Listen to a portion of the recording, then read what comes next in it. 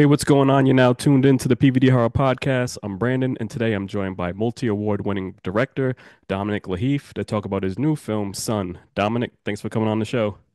Brandon, thanks so much for having me. It's a pleasure to be here. No problem. Now, Dominic, are you a big horror fan? If so, what are some of your top three films? Okay, that's a great question. Yes, I am a big horror fan. My taste in horror runs to the slightly unconventional, also more psychological horror. I think off the top of my head, what scared me as a child was Full Metal Jacket, which is more of a Okay. war movie. But Yep. that kind of descent into madness was something that really stayed with me. I was probably way too young when I watched it. Again, off the top of my head, Don't Look Now, the Donald Sutherland, Julie Christie movie Yep. was a good one. And then there's an obscure horror movie. It's a smaller horror movie called Death by Temptation, which was one of the movies Mm. that made me want to move to New York. Features Samuel L. Jackson in a very small role. I think the director, his name was James Bond 3. He only made one movie. And it featured a lot of kind of Spike Lee, collaborators and alumni set in Brooklyn. And it was all about the male fear of a powerful sexual woman, who in the movie was a vampire. Well, okay, those are some good choices that you picked right there. So I appreciate you sharing that with us. So, Dominic, during your time at the Work School film school, you began exploring your passion for directing interactive music visuals, which caught the attention of millions at raves across the UK. Can you talk a little bit about that? Yeah, sure. So I did, I was going to be an English major, but I was, film was always my passion. So we have a kind of form that we fill out for university. And just as an afterthought, I filled in two film courses, one of which was Warwick, where I got accepted. And yeah, it was really actually exciting because for the first time in my life, I was in a class with 30 people who were all equally excited about film, So we're all passionate about film. But the course was film theory, it was film studies. So it didn't actually teach you any of the practicalities of filmmaking. But my interest out of class was going to raves. The rave scene was very big in England at the time. And, we would actually throw little parties ourselves to make a bit of extra money as students. So we'd throw these parties and then one day we put up a sheet and we projected onto the sheet and we started to just kind of edit together our favorite forward moving parts out of movies. So if you imagine like the Evil Dead, the rushing camera, towards the cabin, Star Wars, when we're seeing them, kind of fire the first Star Wars, A New Hope, and we're seeing them fire the laser beams to destroy the Death Star. So it's an edit of all these like kinetic forward moving sequences. And then what we started to do from there was to actually shoot little bits ourselves to kind of buffer those to give it a little bit more momentum. So we'd shoot all these crazy rave visuals, just very experimental. But from that, I started to work in music videos, because we would sort of take that mentality and then we would shoot videos for electronic music artists with using the same techniques. I then had a girlfriend at the time. She moved to New York. I moved with her. Still very young, started working in film in New York, various entry level jobs, art department, camera department. And then, yeah, I figured out that no one, again, was going to give me directing opportunities. So I started to do things for free, started to direct videos for free for friends of mine who are musicians and in bands. I then met my partner. She's very business minded. She taught me how to transplant that, move into advertising. Then we started to be fairly successful in the world of commercials. She was then working for a corporation and she wanted to leave that corporation. She told me that if I wrote a horror movie script, which she liked, she would leave the corporation. She would jump in full time with me. We'd make the movie and then we'd start our company up, from the ground up. So I had this idea, which was based on us not wanting to pass on our parents' worst traits to our children, which I'm sure everybody feels. Even Yeah. our parents felt, you feel, whether how successful we are, it varies. We're never entirely successful. So that was the idea. And then, as always, inspired by movies, very tight movie, sort of one night set narratives, After Hours, Mhm. Irreversible, Bad Lieutenant. It's not set over the course of one night, but it's a very dark, kind of compressed narrative New York tale. All of those in mind, and then some experiences, things which had happened to me. And then there was the dance, which we had become aware of, through short form content. We had worked with some of the dancers from that community. We were friendly with them. So I knew that I wanted to cast the dancer as the lead role, actually playing a Okay. dancer and the dance being an integral part of the narrative. That's awesome. Now, can you tell us a little bit about DLA Films? Yeah, sure. So we were built. We kind of started, me and my friends were a solution to actually when my wife was on the corporate side, we would kind of be okay, we need to be shooting Bad Bunny in Puerto Rico next Hmm. Tuesday and it's Thursday. Can you make it happen? So yeah, we would be the solution for a lot of their production problems. And that's how we kind of loosely formed. My wife was also, on the client side, she was always looking for a company which had a diverse array of directors. And at the time, she couldn't find it. Within my friend group, I had people who could satisfy most of those needs. We were all tight. We kind of naturally grew like that. And that's how the company came together. As I say, when my wife fully came on board, she solidified that side of it. She solidified the business side. And yeah, Sun is our first movie. So here we are today, DLA Films debut feature film. And yeah, we're putting it out there. That's awesome. Now, can you tell the listeners what the film's all about? The film is about one crazy night in the life of a dancer. We meet him at a very low point in his career. I'm sorry. His uh, his wife is trying to induce him to go to a networking party, which he's reticent to go to. She believes he'll find the financing for his debut production, as it were. At the party, things don't quite go according to plan. He feels very emasculated, and that, in addition to shadows from his past, start a spiral into a madness where we hope that he can find his way, but yeah, things will never be the same again. Yeah. Now, you've been to several cities for film festivals to showcase this project. What was that experience like for you? Amazing, actually, because the movie is it's so much my story, but it's also so much a New York story. So to see Hmm. that received in all of these different cities was an incredible experience. First off, like the premiere was in Warsaw, in Poland, at a festival called Splat Film Festival, and Poland is a Splat Film Fest. Sorry, yeah, my wife is here. She keeps giving me looks of How you approval and doing? disapproval. You can join if you want. Okay, so Splat Film Fest, sorry, as I've been corrected, is Yep. it's Poland's premier horror festival. In Poland, obviously, cinema is a very serious and high-minded art form. But with Splat, the woman who runs it, Monica, she's seeking to make genre cinema equally as respected, and she's been fighting the good fight for about the past 10 years.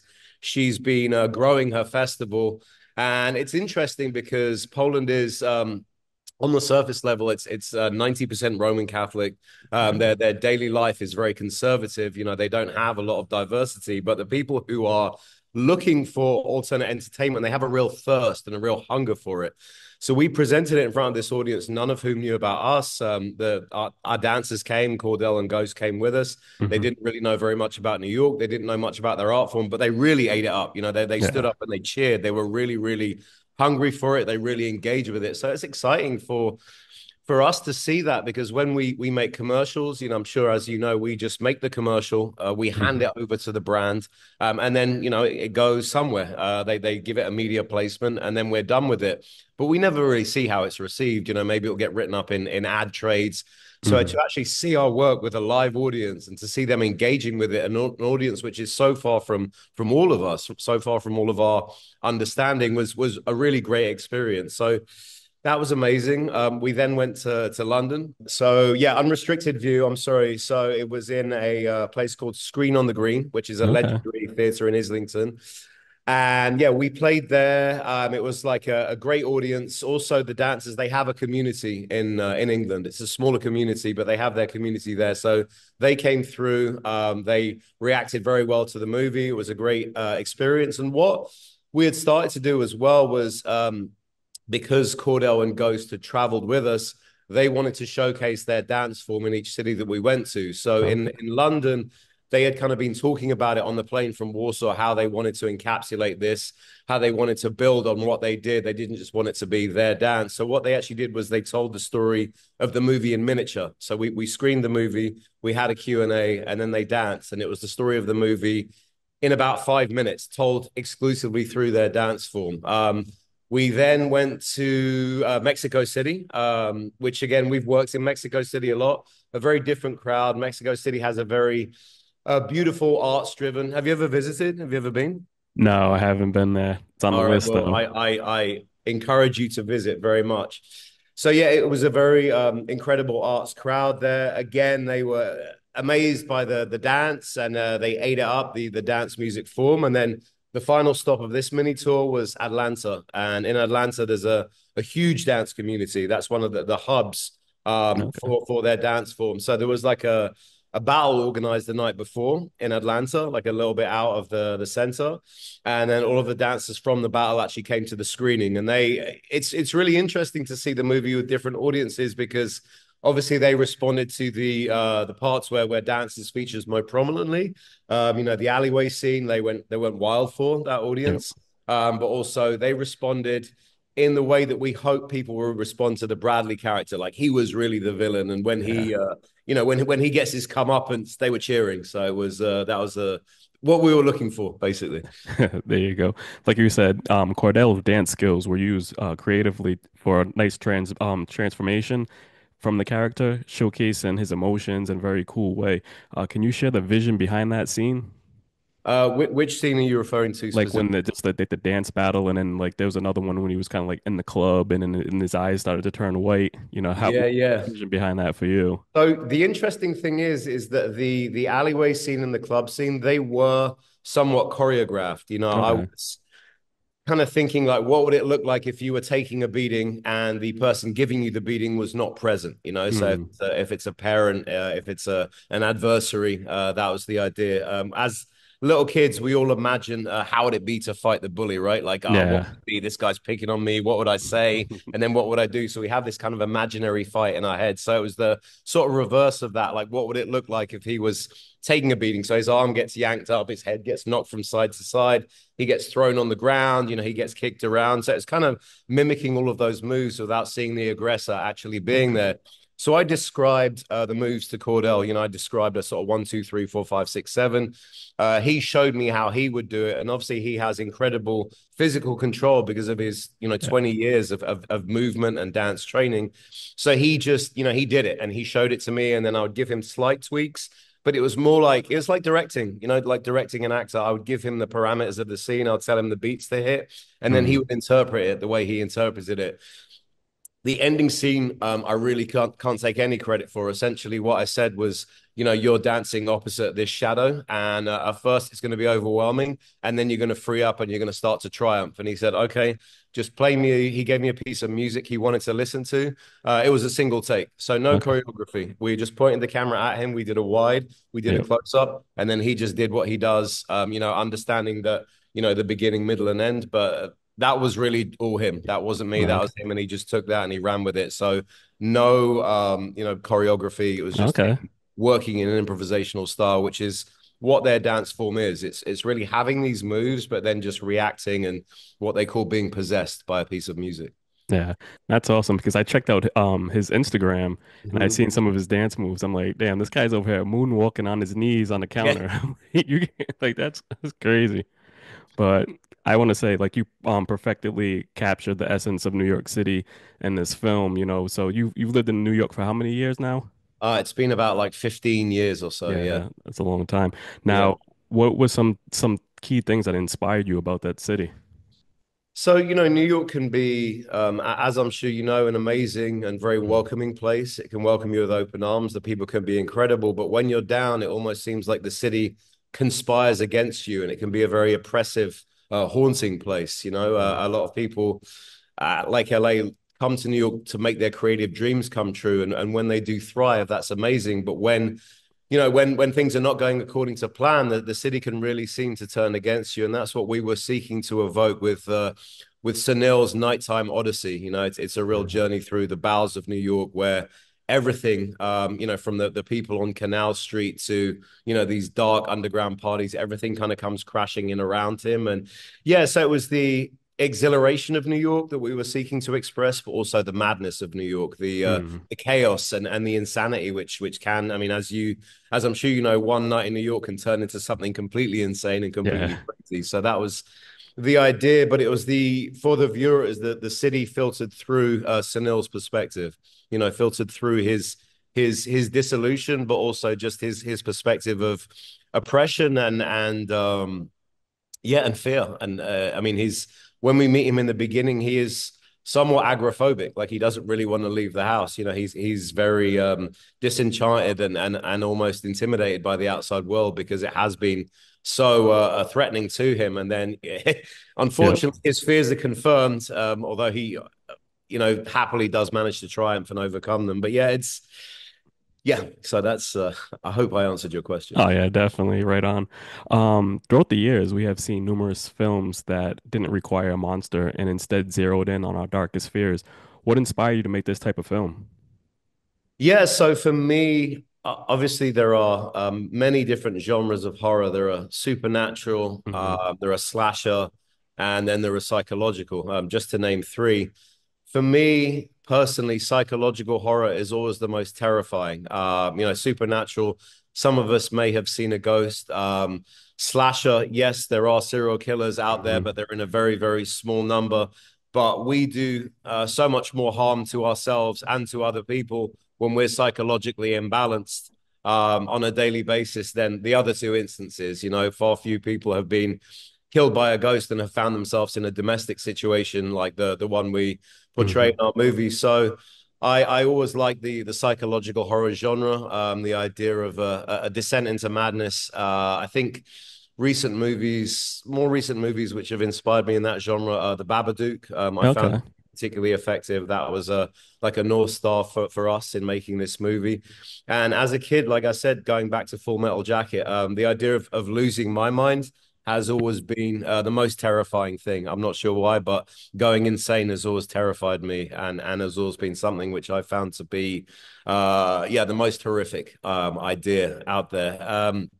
And then also segueing into the dance, I mean, what they do, what both Ghost and Cordell do, is they take the subconscious and they make it visual. You know, so they Hmm. take the way they feel, both mentally and physically, and also the way the music makes them feel, and they turn it into a visual thing. So it's a perfect art form to express themes of psychological horror, but also themes of sort of salvation through creativity, essentially. Okay.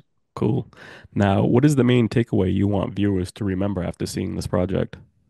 Yeah, that's a great question. So it's essentially if we tap into our inner selves, if we tap into our inner spirit, and if we're able to access that, then that does form a a resistance to oppressive forces around us, whether it's an escape of listening to a piece of music, of writing a piece of music, of drawing, of painting, of dancing, those things that we all have within us, all of us have an ability to access it, that can help us through the most traumatic moments in our life. And I hope that through the movie, I mean, what Cordell and what Ghost do is different to what I do, but they all come from the same place. You know, the movie, Hmm. writing the movie, directing the movies is helpful to me to work out my own traumas, and their art form is helpful to them. So I hope that people can see the unity of me, and I'm a guy who comes from a very different background to the background that they do, but the unity of what we do. Is something that can inspire and can be accessed by everybody who watches it. So it's to promote that message to as broad a cross section of people as possible, and also to say that horror doesn't have to be thought of as this dumbed down B movie format. Horror can be incredibly transcendent. Horror can be incredibly thought provoking. Horror can enable us to wrap up these very esoteric ideas in a sandwich which we can give to a very wide audience, and to enable them to think, to Yeah. enable them to go home and discuss. I think one of the most inspiring experiences that my wife and I have had recently is that we went, well, not recently, it was 4 or 5 years ago. We went to our local movie theater in Queens and we saw Hereditary, which is another great movie Yep. about family trauma. It's Hmm. told in a very different format, but it's a great movie. And I remember we came out and it was a later show and it was about midnight, and there were these three boys. They were young 18, 19-year olds, and they're all cinephile, not cinephiles, sorry, they were just regular moviegoers, but none of them wanted to go home because they all wanted to debate what the movie meant to them individually. Yeah. And I was just listening into them, and each one of their interpretations was equally valid. What they were saying Hmm. was equally valid, but different. And I thought this is a great movie because these kids are watching it, and they've eaten their popcorn, but they've really engaged with it. And they the next day they're probably gonna talk to each other some more about it. So horror really has the ability to do that. It's great to have art house movies that play to festivals. But if you want to access an audience which you wouldn't usually access, I think horror is the perfect vehicle to do that. Oh, definitely, because that's just like what me and my co-host always do. Like after a film, we're just like sometimes we're like, all right, I'll get back to you tomorrow after I settled in and watched like Yeah. thought about the film. So that's definitely on point. Um, Now where can, some of our viewers watch Sun? Like, do you have a set release date or because I know it's No, so we're currently, that's a great question also. Thank mm, you for asking that. We're currently talking to more festivals. So we're going to embark on another festival tour. You'll be the first to know when we have the new dates in. okay. We are talking to distributors. I think for us, again, nothing has been signed, nothing has been set in stone. We're having a number of conversations. But key for us would be to do like a brief theatrical tour, firstly of the major cities in which the dance community has a strong foothold, because we would want to enlarge on that format where we do have this, showing of the movie, and we also have the dance afterwards, and then maybe Ghost and Cordell and also myself can talk about our own journey through the movie. So we'll be looking to do that kind of roadshow format. And I think that would be in cities again like New York, Detroit, Atlanta, Philadelphia, Dallas, and Los Angeles, cities where they have a community. So it'd be a brief theatrical run, and then we're going to streaming, and then we're talking to again a couple of streamers, but I can't really Mm. reveal anything at this point. So definitely keep you posted on that one. All right, sounds good. Now, Dominic, can you share any info on any other upcoming projects that you can tell the listeners about and where they can find you on social media? I can absolutely. We are working on another horror movie as we Mhm. speak. The script is almost complete, and that's a female revenge movie. Still has a monster, and it's based around TikTok. That's all I can say. And then we can be found. I think our most recent updates can be found on our Instagram, which is just DLA Films. So that's at DLA Films, DLA Films. Mm. And yeah, all of the updates surrounding Sun, commercial projects, and upcoming projects can be found there. Okay, cool. Thanks. Dominic, thanks for coming on the show. And for everyone listen, definitely check out Sun whenever it's streaming or if it's coming to your local city on a tour. So you don't want to miss this.